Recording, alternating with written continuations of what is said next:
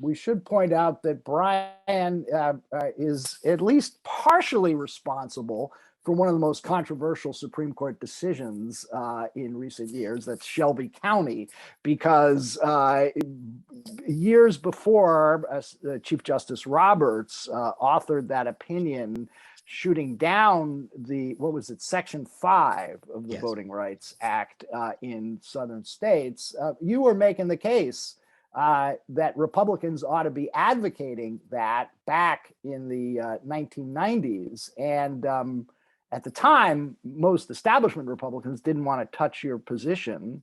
Yeah, that's You right. kind of brought them around for better or worse. I think, there'll be The court did. a big spirited debate about that. Well, better for worse politically, I suppose. Yeah.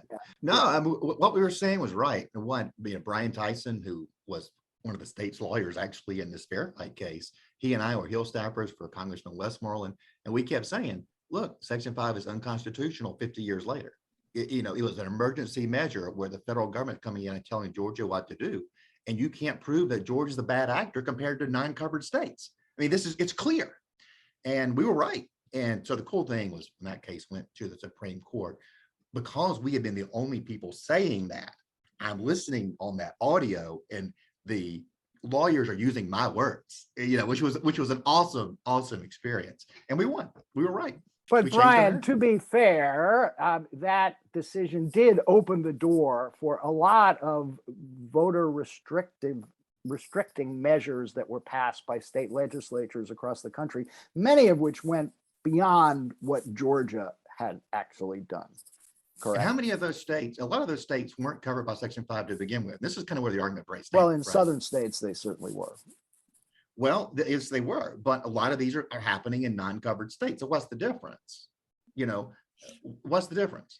And all of the accusations about Georgia that made us lose the All-Star game last year, for example, Jim Crow 2.0, Jim Eagle, as Joe Biden called it, none of that's borne out.